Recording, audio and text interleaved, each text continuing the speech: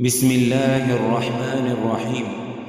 الحمد لله الذي أنزل على عبده الكتاب ولم يجعل له عوجا قيما لينذر بأسا شديدا من لدنه ويبشر المؤمنين الذين يعملون الصالحات أن لهم أجرا حسنا ماكثين فيه أبدا وينذر الذين قالوا اتخذ الله ولدا ما لهم به من علم ولا لآبائهم كبرت كلمة تخرج من أفواههم إن يقولون إلا كذبا فلعلك باخع نفسك على آثارهم إن لم يؤمنوا بهذا الحديث يسفا إنا جعلنا ما على الأرض زينة لها لنبلوهم أيهم أحسن عملا وإنا لجاعلون ما عليها صعيدا جرزا أم حسبت أن أصحاب الكهف والرقيم كانوا من آياتنا عجبا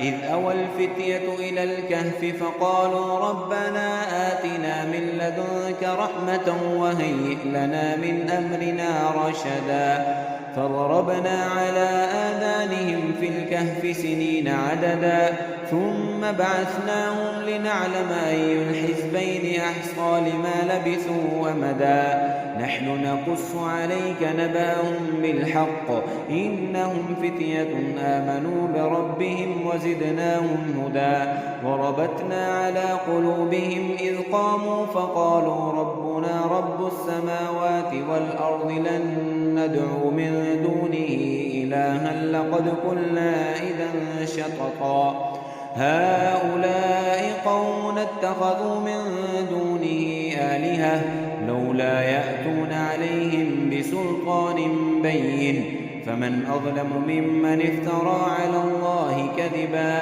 وإذ اعتزلتموهم وما يعبدون إلا الله فأووا إلى الكهف ينشر لكم ربكم رحمته ويهيئ لكم من أمركم مرفقا وترى الشمس إذا طلعت تزاور عن كهفهم ذات اليمين وإذا غربت تقرضهم ذات الشمال وهم في فجوة منه ذلك من آيات الله من يهد الله فهو المهتد ومن يضلل فلن تجد له وليا مرشدا وتحسبهم أيقاظا وهم رقود ونقلبهم ذات اليمين وذات الشمال وكلبهم باسط ذراعيه بالوصيد لو اطلعت عليهم لوليت منهم فرارا ولملئت منهم رعبا وكذلك بعثناهم ليتساءلوا بينهم قال قائل منهم كم لبثتم قالوا لبثنا يوما أو بعض يوم قالوا ربكم أعلم بما لبثتم فابعثوا أحدكم بورقكم هذه إلى المدينة فلينظر أيها أزكى طعاما فليأتكم برزق منه وليتلطف ولا يشعرن بكم أحدا إنهم إن يظهروا عليكم يرجموكم أو يعيدوكم في ملتهم ولا تفلحوا إذا أبدا وكذلك أعثرنا عليهم ليعلموا أن وعد الله حق وأن الساعة لا ريب فيها إذ يتنازعون بينهم أمرهم فقالوا ابنوا عليهم بنيانا ربهم أعلم بهم قال الذين غلبوا على أمرهم لنتخذن عليهم مسجدا سيقولون ثلاثة رابعهم كلبهم ويقولون خمسة سادسهم قلبهم رجما بالغيب ويقولون سبعة وثامنهم قلبهم قل ربي أعلم بعدتهم ما يعلمهم إلا قليلا فلا تمار فيهم إلا مراء ظاهرا ولا تستفت فيهم منهم أحدا ولا تقولن لشيء إني فاعل ذلك غدا إلا أن يشاء الله واذكر ربك إذا نسيت وقل عسى أن يهديني ربي لأقرب من هذا رشدا ولبثوا في كهفهم 300 سنين وازدادوا 9. قل الله أعلم بما لبثوا له غيب السماوات والأرض أبصر به وأسمع ما لهم من دونه من ولي ولا يشرك في حكمه أحدا. واتل ما أوحي إليك من كتاب ربك لا مبدل لكلماته ولن تجد من دونه ملتحدا. واصبر نفسك مع الذين يدعون ربهم بالغداة والعشي يريدون وجهه ولا تعد عيناك عنهم تريد زينة الحياة الدنيا ولا تطع من أغفلنا قلبه عن ذكرنا واتبع هواه وكان أمره فرطا. وقل الحق من ربكم فمن شاء فليؤمن ومن شاء فليكفر إنا أعتدنا للظالمين نارا أحاط بهم سرادقها وإن يستغيثوا يغاثوا بماء كالمهل يشوي الوجوه بئس الشراب وساءت مرتفقا. إن الذين آمنوا وعملوا الصالحات إنا لا نضيع أجر من أحسن عملا. أولئك لهم جنات عدن تجري من تحتهم الأنهار يحلون فيها من أساور من ذهب ويلبسون ثيابا خضرا من سندس واستبرق متكئين فيها على الأرائك نعم الثواب وحسنت مرتفقا. واضرب لهم مثل الرجلين جعلنا لأحدهما جنتين من أعناب وحففناهما بنخل وجعلنا بينهما زرعا كلتا الجنتين آتت أكلها ولم تظلم منه شيئا وفجرنا خلالهما نهرا وكان له ثمر فقال لصاحبه وهو يحاوره أنا أكثر منك مالا وأعز نفرا ودخل جنته وهو ظالم لنفسه قال ما أظن أن تبيد هذه أبدا وما أظن الساعة قائمة ولئن رددت إلى ربي لاجدن خيرا منها منقلبا. قال له صاحبه وهو يحاوره أكفرت بالذي خلقك من تراب ثم من نطفة ثم سواك رجلا لكن هو الله ربي ولا أشرك بربي أحدا. ولولا إذ دخلت جنتك قلت ما شاء الله لا قوة إلا بالله إن ترني أنا أقل منك مالا وولدا فعسى ربي أن يؤتيني خيرا من جنتك ويرسل عليها حسبانا من السماء فتصبح صعيدا زلقا أو يصبح ماؤها غورا فلا تستطيع له طلبا. وأحيط بثمره فأصبح يكلب كفيه على ما أنفق فيه وهي خاوية على عروشها ويقول يا ليتني لم أشرك بربي أحدا. ولم تكن له فئة ينصرونه من دون الله وما كان منتصرا. هنالك الولاية لله الحق هو خير ثوابا وخير عقبا. واضرب لهم مثل الحياة الدنيا كماء أنزلناه من السماء فاختلط به نبات الأرض فأصبح هشيما تذروه الرياح وكان الله على كل شيء مقتدرا. المال والبنون زينة الحياة الدنيا والباقيات الصالحات خير عند ربك ثوابا وخير أملا. ويوم نسير الجبال وترى الأرض بارزة وحشرناهم فلم نغادر منهم أحدا وعرضوا على ربك صفا لقد جئتمونا كما خلقناكم أول مرة بل زعمتم أن لن نجعل لكم موعدا. ووضع الكتاب فترى المجرمين مشفقين مما فيه ويقولون يا ويلتانا ما لهذا الكتاب لا يغادر صغيرة ولا كبيرة إلا أحصاها ووجدوا ما عملوا حاضرا ولا يظلم ربك أحدا. وإذ قلنا للملائكة اسجدوا لآدم فسجدوا إلا إبليس كان من الجن ففسق عن أمر ربه أفتتخذونه وذريته أولياء من دوني وهم لكم عدو بئس للظالمين بدلا. ما أشهدتهم خلق السماء وخلق الأرض ولا خلق أنفسهم وما كنت متخذ المضلين عضدا. ويوم يقول نادوا شركائي الذين زعمتم فدعوهم فلم يستجيبوا لهم وجعلنا بينهم موبقا. ورأى المجرمون النار فظنوا أنهم مواقعها ولم يجدوا عنها مصرفا. ولقد صرفنا في هذا القرآن للناس من كل مثل وكان الإنسان أكثر شيء جدلا. وما منع الناس أن يؤمنوا إذ جاءهم الهدى ويستغفروا ربهم إلا أن تأتيهم سنة الأولين أو يأتيهم العذاب قبلا. وما نرسل المرسلين إلا مبشرين ومنذرين ويجادل الذين كفروا بالباطل ليدحضوا به الحق واتخذوا آياتي وما أنذروا هزوا.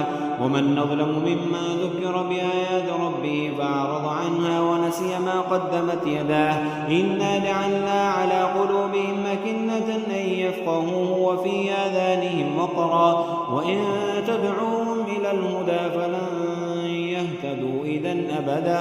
وربك الغفور ذو الرحمة لو يؤاخذهم بما كسبوا لعجل لهم العذاب بل لهم موعد لن يجدوا من دونه موئلا.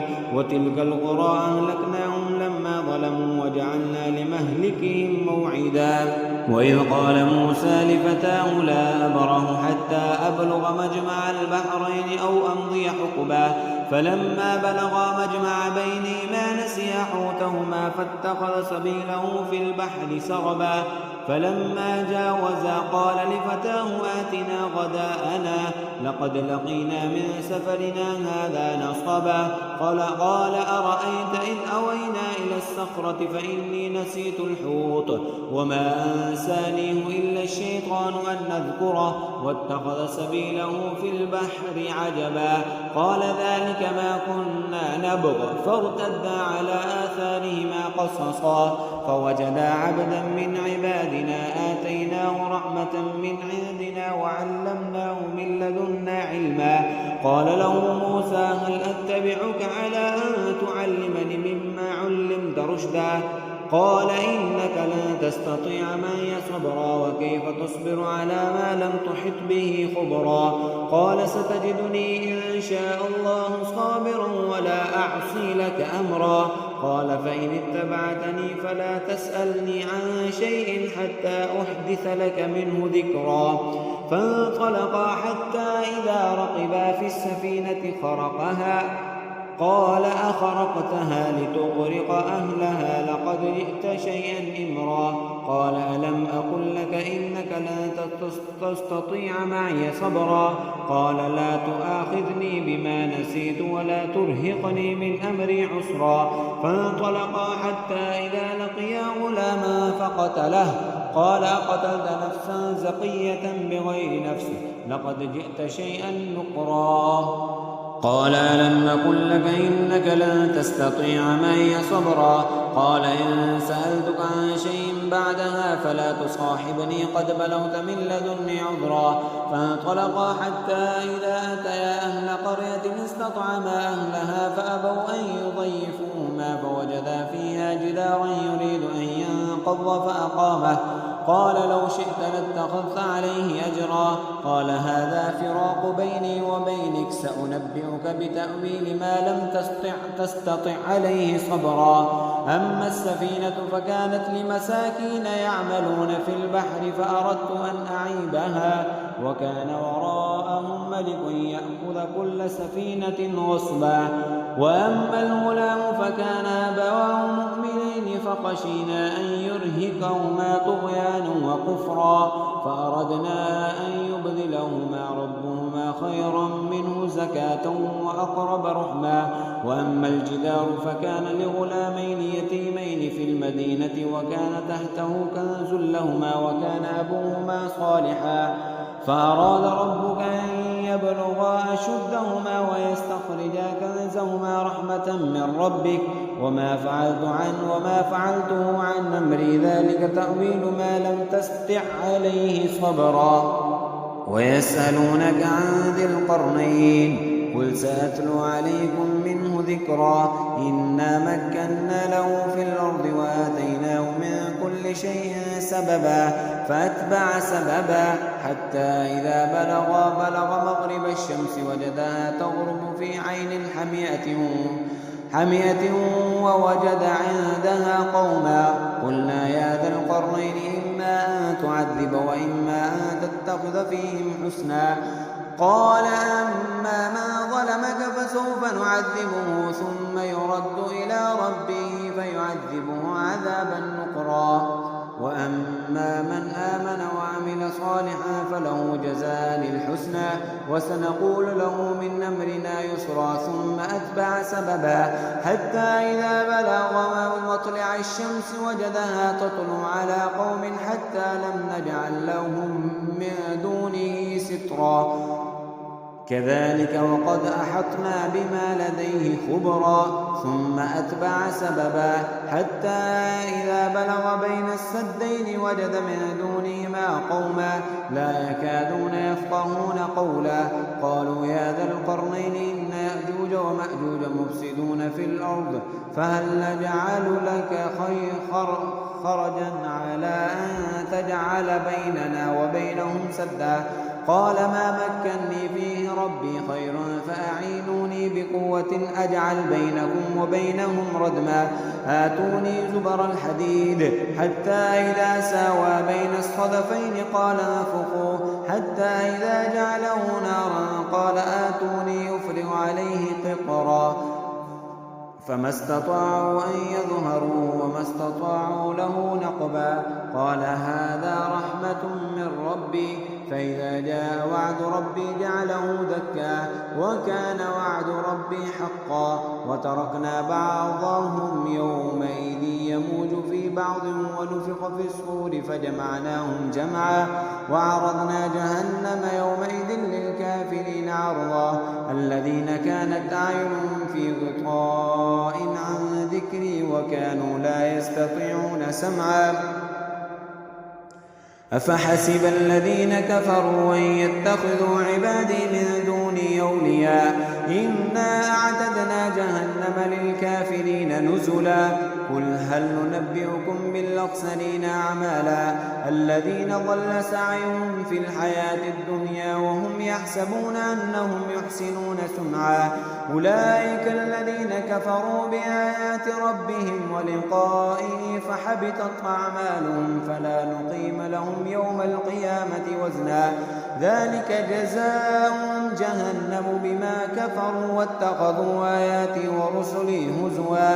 إن الذين آمنوا وعملوا الصالحات كانت لهم جنات الفردوس نزلا خالدين فيها لا يبغون عنها حولا. قل لو كان البحر مدادا لكلمات ربي لنفذ البحر قبل أن تنفذ كلمات ربي ولو جئنا بمثله مددا.